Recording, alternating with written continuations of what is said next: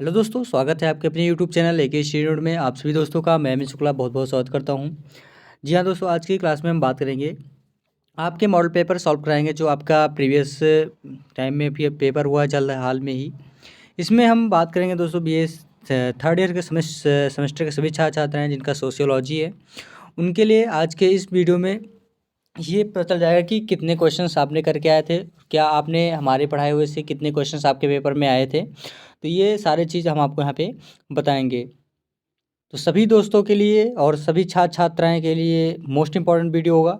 जो third semester में आएंगे उनके लिए तो सबसे मोस्ट इम्पॉर्टेंट होगा, क्योंकि ये पेपर के अकॉर्डिंग जितने भी आप तैयारी भी करेंगे सारे आप मॉडल पेपर एक हिसाब से बन जाएगा और अच्छे से आप लोग तैयारी भी कर लेंगे।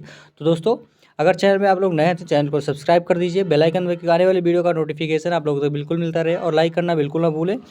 और सबसे बड़ी बात दोस्तों ये रहेगा कि आपको ये पता चल जाएगा कि किस तरीके से हमारे पेपर में प्रश्न आते हैं और कैसे हमें करना होगा। तो यही सारी चीज़ें हम आपको आज यहाँ पे बताएंगे। और क्या हमने पढ़ाए थे आपको सोशियोलॉजी यानी समाजशास्त्र से, जो आपके पेपर में प्रश्न आया था या नहीं आया था, ये सारी चीज़ें भी पता चल जाएगा। और आपने क्या क्वेश्चंस करके आए हैं, क्या ये सही है या गलत है, इसका भी आप अनुभव कर लेंगे। कुछ इस तरीके से आपका पेपर होता है। आप लोग को पता है, जो पेपर विगत वर्ष पेपर दे के फोर्थ सेमेस्टर में गए हैं उनको तो पता ही है कि पेपर कैसे होता है। और जो थर्ड सेमेस्टर में आएंगे उनके लिए बेहद ही मोस्ट इम्पॉर्टेंट ये टॉपिक होगा और ये वीडियो भी रहेगा, क्योंकि इसमें आपको ये पता चल जाएगा कि वीडियो के जो हमारे प्रश्न पत्र हैं वो किस तरीके से बनाए गए हैं, किस तरीके से बने थे और कितने अंक का है, ये सारे चीज़ें आपको यहाँ से पता चल जाएगा। तो दोस्तों, देर ना करें और फटाफट वीडियो को अंत तक जरूर देखें, कि इसमें अगर आप थोड़ा भी अगर ढील देंगे तो आपको समझ लीजिए कि तो आपका पेपर ही खराब होगा। तो इस तरीके से आपको यहाँ पे सारी चीज़ें बताएंगे। अब आपका आता है, इसमें दिया गया है कि बीए सेकेंड ईयर यानी कि थर्ड सेमेस्टर है, एग्जामिनेशन 2022-23, राष्ट्रीय शिक्षा नीति 2020, मेजर माइनर सोशियोलॉजी है। आपका पेपर कोड आपका यहाँ पे दिया गया है। पेपर कोड आपको बहुत ही मोस्ट इंपॉर्टेंट होता है, पहले समझना पड़ता है कि पेपर कोड कॉपी में लिखना पड़ता है पेपर कोड। और जो आपके कॉपी होता है, कॉपी का जो होता है उसमें आपका लास्ट में मिलता है कॉपी का कोड कोड होता है, कॉपी नंबर वो लिखना पड़ता है। तो इस तरीके से आपका प्रश्न पत्र होगा। इसमें लिखा है social change and social movement in India. Time 2 घंटे का दिया गया है। मैक्सिमम मार्क्स 75 नंबर का, यानी कि जो पेपर आपका हुआ है वो 75 नंबर का होगा। यहाँ पे दिया गया है कि नोट अटेम्प्ट आल सेंक्शन एज पर इंस्ट्रक्शन, यानी कि कहा गया है कि सभी खंडों के उत्तर निर्देशानुसार, यानी कि सभी खंडों को निर्देशानुसार दीजिए। अब आपका पहला खंड आता है सेक्शन यानी खंड आ। इस खंड में आपको इसमें दिया गया है, ये भी आपको निर्देश देकर ही आपको पेपर करना है। अगर आपका 2 क्वेश्चन कहेगा तो 2 क्वेश्चन करने हैं, 3 क्वेश्चन कहेगा तो 3 क्वेश्चन करने हैं, 4 कहेगा तो 4 करने हैं। तो इस तरीके से आपको यहाँ पे निर्देशानुसार आपको आपके पेपर में अपने कॉपी में लिखना पड़ेगा। यहाँ पे दिया गया note attempt all question, give answer each question in about 50 word, यानी कि सभी प्रश्नों के उत्तर दीजिए और प्रत्येक प्रश्न का उत्तर लगभग 50 शब्दों में हो। यानी कि प्रत्येक नंबर जो आपका प्रत्येक प्रश्न है वो 3 नंबर का आपका एक प्रश्न होगा और आपको टोटल 10 नंबर यानी कि 30 नंबर सेक्शन ए से आपको निर्धारित किया गया है। कितने नंबर का? 30 नंबर का। अब क्या हमने आपको पढ़ाया था जो आपके पेपर में प्रश्न पूछा गया है या नहीं पूछा गया है, इसके बारे में यहाँ पे हम थोड़ा चर्चा करेंगे। और पुराने छात्र छात्राएं वीडियो को ज़रूर देख रहे होंगे। आई होप कि उनको वीडियो समझ में भी आई होगी, और जो हमारे चैनल से तैयारी भी कर रहे थे उनको भी थोड़ा बहुत समझ में आया होगा और अच्छे से आप लोग तैयारी भी कर रहे होंगे। अब इसमें आपका आता है फर्स्ट प्रश्न है कि सोशल चेंज यानी कि सामाजिक परिवर्तन। ये प्रश्न हमने आपको बताया कि सोशल चेंज या सामाजिक परिवर्तन किसे कहते हैं, इस सामाजिक परिवर्तन के बारे में बताइए। अब यहाँ पे आप चाहे सामाजिक परिवर्तन लिख दिया है, सामाजिक परिवर्तन का अर्थ किसे कहते हैं। फिर आता है सेकंड नंबर स्ट्रक्चर यानी संरचना। संरचना यानी किस चीज़ के लिए संरचना के बारे में बात कर रहे हैं।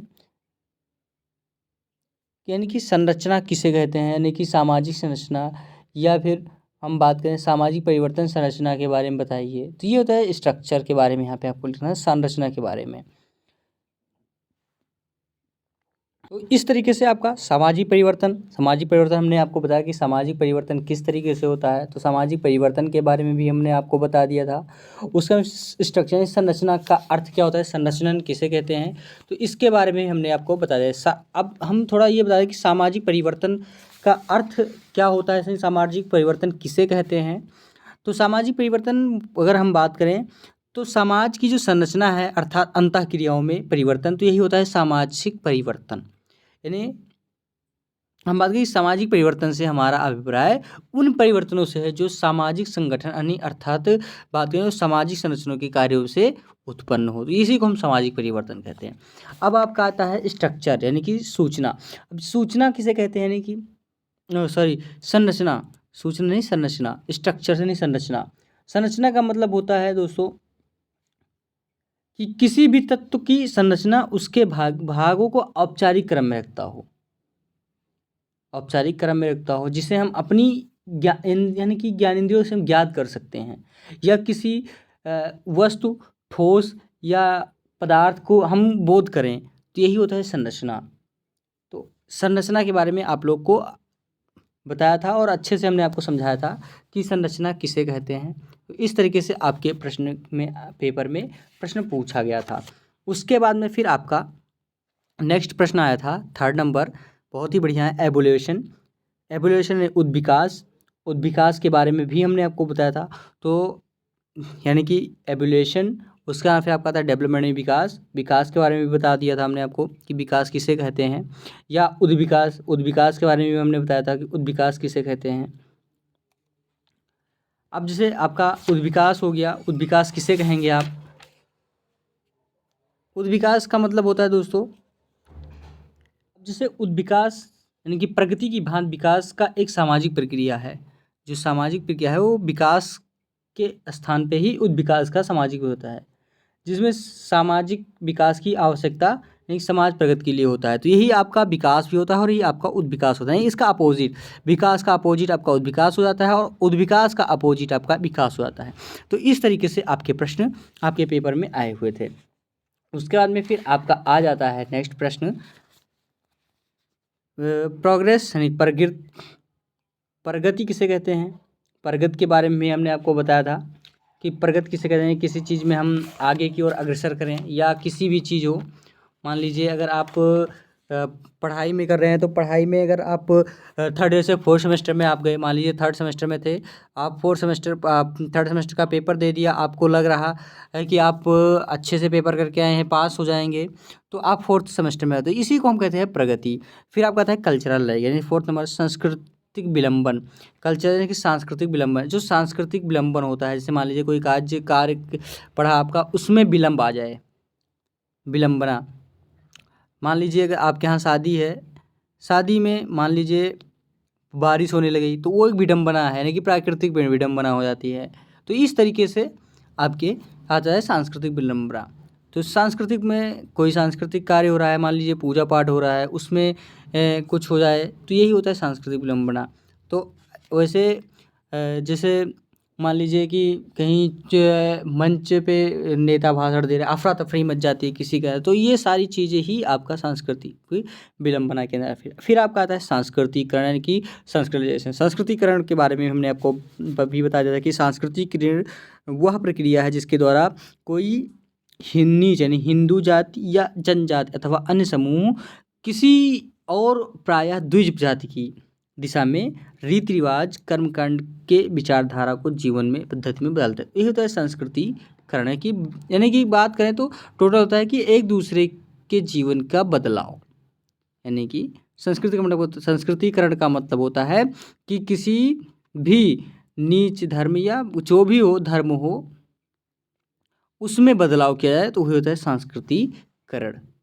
फिर आपका आता है 8th नंबर सोशल मूवमेंट है, सामाजिक आंदोलन।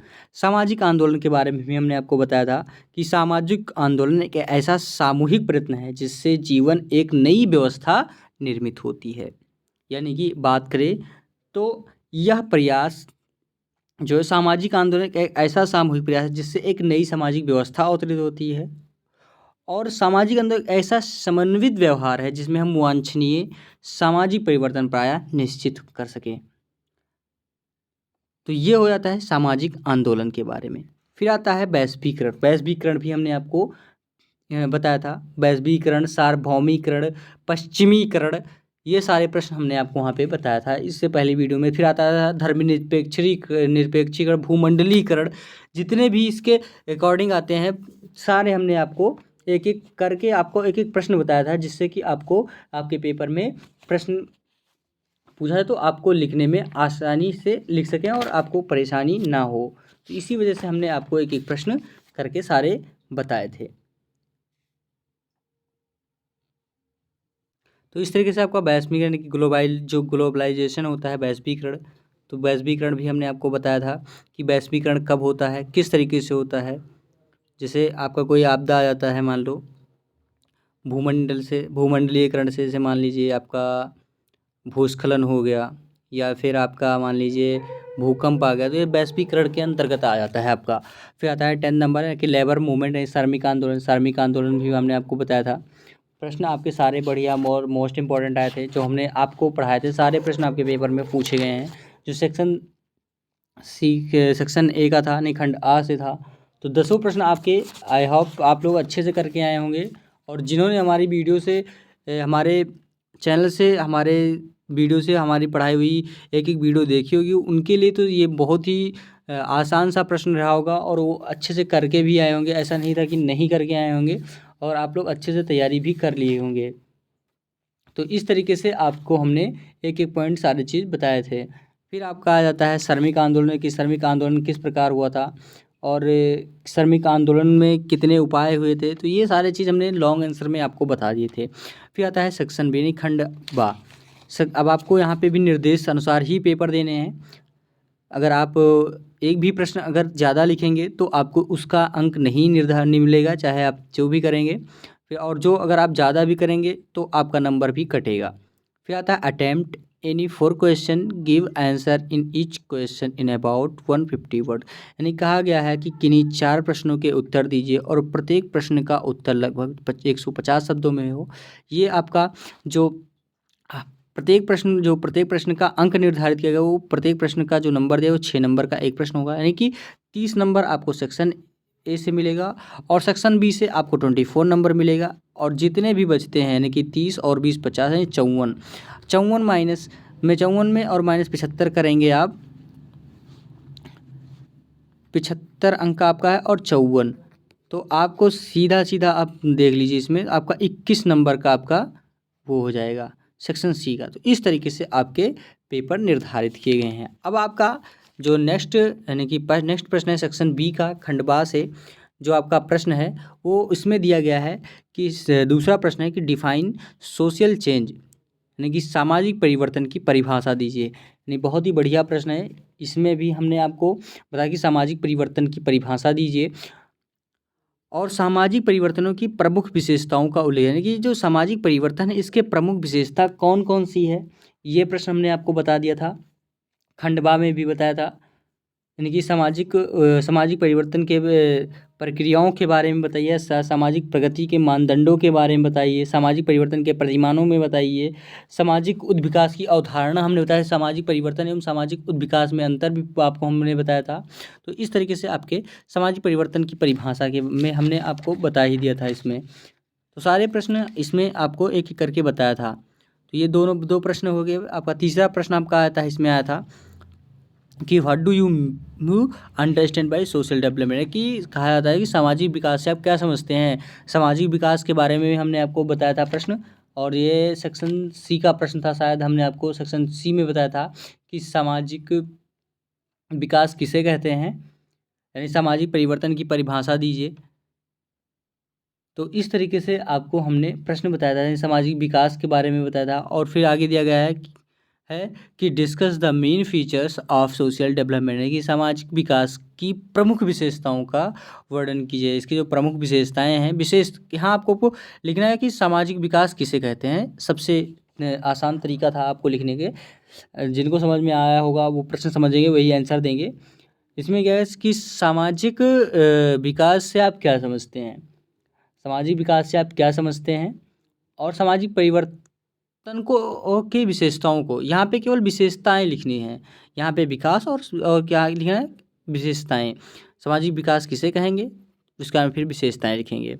फोर्थ नंबर प्रश्न आपका आ जाता है फिर कि explain in brief the role of information technology in social change, यानी कि कहा गया है कि सामाजिक परिवर्तन में सूचना प्रौद्योगिकी की भूमिका का संक्षिप्त वर्णन कीजिए। बहुत ही मोस्ट इंपॉर्टेंट प्रश्न है दोस्तों, और सबसे पेपर का लाजवाब प्रश्न है। अगर आप इसको पढ़े होंगे तो एक ही सांस में आप इसको लिख दे, यानी कि पेन अगर आप यहाँ से स्टार्ट करेंगे तो यहाँ पे आपका पेन रुकेगा। तो इस तरीके से ये प्रश्न था। और उसी सेम कैटेगरी का प्रश्न आपका आ जाता है सेक्शन ये तीसरा प्रश्न आपको सामाजिक विकास किसे कहते हैं, और सामाजिक विकास के प्रमुख विशेषताओं नंबरिंग करके लिखा है 1 2 3 4 5 6, यानी कि सामाजिक, मान लीजिए सामाजिक विकास की प्रमुख विशेषताएं निम्नलिखित हैं। फर्स्ट नंबर में कौन कौन सी हैं आप लिखेंगे। पहले सामाजिक विकास में मान लीजिए कि आपको लिखना है, फर्स्ट में आ जाता है कि विकास सार्वभौमिक होता है और इसकी माप संभव है। तो ये इसकी विशेषताएं होती हैं, यानी कि विकास का अर्थ हमने आपको पहले भी बताया था कि सामाजिक विकास एक ऐसी प्रक्रिया है जिसके द्वारा तुलनात्मक रूप से एक सरल सामाजिक विकास विकसित सामाजिक के रूप में बदला जा सकता है। तो ये था विकास का अर्थ, यानी कि मीनिंग ऑफ डेवलपमेंट कह सकते हैं आप, यानी विकास का अर्थ किसे कहते हैं, सामाजिक विकास जिसे कहते हैं। सामाजिक विकास का कि social meaning of development, social development, meaning of social development, यानी कि सामाजिक विकास का अर्थ लिखिए। इस तरीके से आपका प्रश्न आया था। फोर्थ नंबर में आपको हमने बताया कि सामाजिक परिवर्तन सूचना प्रौद्योगिकी की भूमिका का संक्षिप्त विवेचन कीजिए। फिर आपका आ जाता है नेक्स्ट प्रश्न, पांचवा प्रश्न आया था कि explain the impacts of modernisation in Indian society, यानी कि भारतीय समाज में आधुनिकीकरण के प्रभावों की विवेचना कीजिए। ये भी हमने आपको प्रश्न की जो आज सामाजिक जो भारत में जो समाज के आधुनिक प्रभाव है उसके बारे में यहाँ पे करना था आपको। 6 नंबर प्रश्न आता है डिफाइन सोशल मूवमेंट, यानी सामाजिक आंदोलन की परिभाषा दीजिए। ये भी हमने आपको प्रश्न बताया था और सबसे लाजवाब प्रश्न था ये आपका, यानी कि ये जो 3 प्रश्न थे हमने आपको 2-2 बार करके 2-2 वीडियो में हमने आपको बताया था। ऐसा नहीं था कि हमने आपको नहीं बताया था, यानी कि सामाजिक आंदोलन की परिभाषा दीजिए और सामाजिक आंदोलन की प्रकृति की विवेचना कीजिए। तो इस तरीके से आपके दोनों प्रश्न हमने आपको यहाँ पे बताए थे। तो हमने जितने भी आपको प्रश्न एक एक करके बताए थे वो सारे प्रश्न आपके पेपर में पूछे गए हैं। तो ये सारे इस तरीके से आपको पेपर में प्रश्न मिलते रहेंगे। फिर आपका आ जाता है नेक्स्ट प्रश्न 7 नंबर प्रश्न आपका है कि right short note on women movement in India, यानी कि भारत में महिला आंदोलन पर संक्षिप्त टिप्पणी लिखिए। हमने अगर आप हमारी वीडियो देखेंगे लास्ट का जो मॉडल पेपर है उसमें हमने सॉल्व कराया था महिला आंदोलन पर संक्षिप्त वर्णन कीजिए या संक्षिप्त टिप्पणी लिखिए। तो इसके बारे में हमने आपको बताया। तो आपको 4 प्रश्न लिखने थे, हमने आपको 5 प्रश्न अगर बता दिए हैं और अगर आपको 8 प्रश्न दिए गए हैं उसमें से अगर आप 6 प्रश्न आपको आता है तो 4 प्रश्न आपको करने हैं तो बहुत है, लेकिन अगर 2 प्रश्न आप एडवांस में बना के चल रहे हैं तो इस तरीके से आपको तैयारी करना होता है। तो जिससे कि आपको क्या हो जाता है कि आपको जो लेखन संबंधी है, आपके जो माइंड दिमाग है वो आपका अग्रसित यानी ग्रोथ करने लगता है और अच्छे से आप लोग आगे की तरफ, यानी कि जो आने वाले सेमेस्टर है उसमें आप अच्छे से तैयारी कर लेते हैं। तो इस तरीके से आपको पेपर में तैयारी करने होते हैं। दोस्तों ऐसा नहीं रहेगा कि मैं हर सेमेस्टर, यानी कि first semester, second semester, third semester, fourth semester, जितने भी सेमेस्टर हैं हर सेमेस्टर की अलग अलग क्लास चलेगी और अच्छे से आपको एक एक मॉडल पेपर तैयार कराया जाएगा, जिससे कि आपके पेपर में जैसे ये आपका सारे प्रश्न पूछे गए हैं। आपका हिंदी में मैंने बताया था, हिंदी में भी आपके सारे प्रश्न पूछे गए, पॉलिटिकल साइंस, हिस्ट्री, उसके बाद में फिर आपका आ गया होम साइंस, सोशियोलॉजी, एजुकेशन, सारे प्रश्न हमने आपको सारे पेपर के बताए थे। जियोग्राफी हो गया, जियोग्राफी मोस्ट इंपॉर्टेंट है, जियोग्राफी में हमने सारे एक एक प्रश्न बताए थे। तो इस तरीके से आपके पेपर में प्रश्न आए हुए हैं। फिर आता है 8वां प्रश्न कि explain the MN Srinivas concept of Sanskritisation, कि एमएन श्रीनिवास जी की संस्कृतिकरण की अवधारणा का वर्णन कीजिए। तो ये शायद हमने आपको प्रश्न बता दिया था, बट या फिर हमने टाइम नहीं होने की वजह से आपको ये प्रश्न नहीं बता पाया था। तो ये भी प्रश्न जहाँ तक है मेरा सवाल है कि हमने आपको बता ही दिया था। फिर आपका आता है सेक्शन सी से खंड सा, यानी कि खंड सा में आपका दिया गया है अटेम्प्ट एनी टू क्वेश्चंस। अब यहाँ पे सेक्शन सी में आपका दिया गया है note attempt any two questions, give answer of each question in about 450 word, यानी कि इसमें दिया गया है कि किन्हीं 2 प्रश्नों के उत्तर दीजिए और प्रत्येक प्रश्न का जो उत्तर है वो लगभग 4.5 यानी कि 450 शब्दों में आपको देना है। अब यहाँ पे आपका जो प्रश्न दिया गया है, यानी कि प्रत्येक प्रश्न का जो आंसर आपको देना है वो 10.50 यानी कि 10.5 नंबर का आपका एक प्रश्न होगा।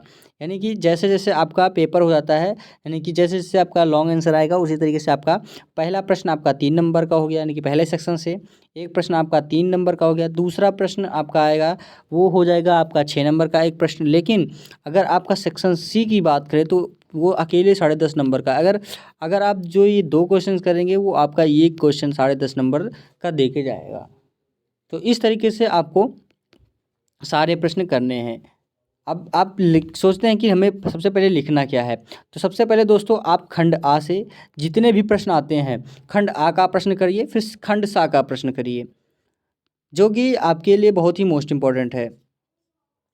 ये आपका 2 प्रश्न आपके 24 के बराबर हो जाता है, और वो सेक्शन सी के जो प्रश्न है वो आप 4 करेंगे तब 24 के बराबर आप पहुँचेंगे। तो सेक्शन बी का दोनों प्रश्न, फिर खंड आ से जो 30 प्रश्न हैं छोटे छोटे हैं वो आपको टाइम कम बचता है उसको आप करेंगे पहले, फिर सेक्शन सी को करेंगे, फिर खंड बा से करेंगे। तो इससे कि आपके टाइम का भी बचत हो जाता है और अच्छे से आप लोग लिख भी लेते हैं और आपका जो टाइम है वो टाइम बचता है। फिर आता है इसमें कैसे करने हैं। 9वां प्रश्न आपका देगा कि सामाजिक परिवर्तन के कारकों का विवेचन है कि explain the factor of social change, यानी जो कारक हैं कि यहाँ पे केवल आपको कारक के बारे में यहाँ पे लिखना है। सामाजिक परिवर्तन, अब जैसे आपका आ गया सामाजिक परिवर्तन किसे कहते हैं, हेडिंग डाल देंगे आप सामाजिक परिवर्तन के कारक निम्नलिखित हैं। अब इसके कौन कौन से कारक हैं तो कारकों के बारे में यहाँ पे लिख देंगे। तो इस तरीके से आपका सेक्शन ए का पहला प्रश्न, और ये प्रश्न हमने आपको मॉडल पेपर में सॉल्व कराया था। मॉडल पेपर ने का हमने आपको एक से अलग से वीडियो भी बना दिया था सामाजिक परिवर्तन के कारक के बारे में। फिर आता है 10th प्रश्न, इसमें क्या कि differentiate between evolution and progress, यानी कि प्रगति एवं उद्विकास में अंतर बताइए। हमने अभी इसी प्रश्न को लेके हमने आपको बताया क्या इस प्रश्न में कि प्रगति एवं उद्विकास किसे कहते हैं, इसका अंतर, इसके क्या अंतर हैं, इसको भी हमने आपको अभी भी जस्ट इसी में आपको प्रश्न में बताया था। फिर आता है नेक्स्ट प्रश्न कि ये 11 नंबर है कि describe the nature and objective of Dalit movement in India, यानी कि भारत में दलित आंदोलन की प्रकृति एवं उद्देश्य का वर्णन कीजिए। अब सबसे पहले आप इसमें लिखते हैं कि भारत में दलित आंदोलन, यानी कि भारत में दलित आंदोलन किस प्रकार हुआ, दलित कौन है, दलित के बारे में लिखना होगा। फिर इनके प्रकृति के बारे में लिखना होगा कि भारत में दलित आंदोलन की प्रकृति, और फिर आपका आ गया भारत में दलित आंदोलन में उद्देश्य, यानी कि दलित आंदोलन के उद्देश्य कौन कौन से निम्नलिखित हैं। नंबरिंग करके आपको लिखना होगा 2, 3, 4, 5, 6, 7, 8, 9, 10, 11 एक्सेट्रा। तो इस तरीके से आपको प्रश्न करने थे। 12 नंबर आता है कि critically evaluate the Marxian theory of social change, कि मार्क्स के सामाजिक परिवर्तन सिद्धांत का आलोचनात्मक मूल्यांकन कीजिए। यानी कि मार्क्स का हमने अभी जस्ट यानी सबसे लास्ट वीडियो मार्क्स के बारे में पढ़ाया था हमने, तो इसको आप नहीं कर सकते कि जो हमने पढ़ाया आपके पेपर में नहीं आया। तो 100% आपके पेपर में आए, मेरे ये इसमें दावा किया है हमने कि सोशियोलॉजी के पेपर में 100% आपके पेपर में प्रश्न आया है।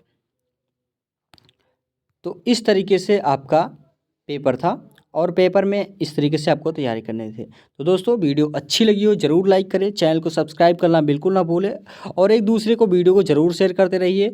अच्छे से आप लोग पढ़िए, यही हमारा आप लोगों का संकल्पना रहेगी। और अगली बार में हम आपको और अच्छे से नहीं सके जो आज 3rd सेमेस्टर में आ रहे हैं उनके लिए मैं अलग से फिर से नया मॉडल पेपर तैयार कराऊंगा जो इसका और उसका कॉम्बिनेशन होगा।